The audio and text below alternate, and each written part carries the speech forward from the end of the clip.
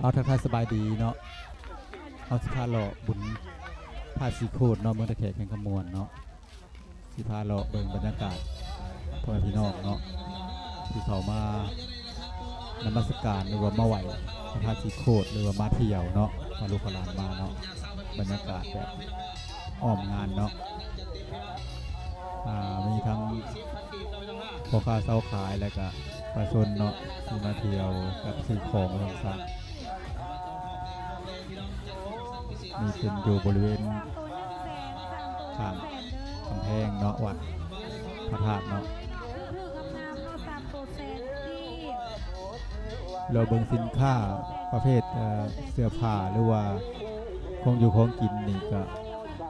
ถูกเนาะราคาถูกหลายต่างๆถ้าเทียบใส่กับธาตุพนมเนาะที่แอดไปนี่ก็จะแพงกว่าได้พี่น้องเลยแต่ว่าเป็นยังอันคนบรรเทาถึงจะไปคุณเนาะก็คิดว่าทั้งนั้นถือกลัวบ่รู้ว่าจังใดนะหรือว่าทั้งนั้นมีอันหนาเบิ่งกลัวบ่เนาะก็บ่จักแต่ว่าบ้านเฮาก็หลายอย่างเนาะที่มีในเบิ่งในชมเนาะจะเป็นเสื้อผ้าเป็นกระเป๋าเป็นเกิดเป็นยังนี่ก็ราคาจะถือกลัวแล้วก็จะงามอีกเนาะบ้านเฮาอาจจะเป็นเพราะเอามาทั้งจีนทั้งเวียดบ่รู้ว่าจังใดเนาะแต่ว่าอยู่ฝั่งไทยจะเป็นต้นก็อยู่ธาตุพนมเนาะที่ภูเขาได้ไปนี่ก็ไปรอเบิ่งนี่เสื้อผ้านี่อาจจะมีราคาสูงกว่าเนาะสูงกว่าบ้านเฮาล่ะเป็นกระเป๋าเป็นยังคือกันเนาะเป็นเกิดเป็นยังราคาสูงกว่าเนาะถ้าเทียบใส่บ้านเฮานี่ประมาณ8-90 บาทหรือเป็น100 บาทเนาะราคาอยู่ทางพุ่นนะแต่เป็นกับข้าวนี่ก็สิถือกว่าน้อยหนึ่งเนาะทางฝั่งไทยฮะบ้านเฮาก็สิแพงอยู่น้อยหนึ่งแต่ก็เป็นบางอย่างเนาะพี่น้องเนาะดีแท้กระเที่ยวบ้านเฮาเนาะพี่น้องเนาะส่งเสริมการเศรษฐกิจบ้านเฮาเนาะ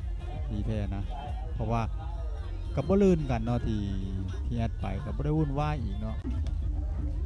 การไปกันมาเพิ่นก็สะดวกสบายเพิ่น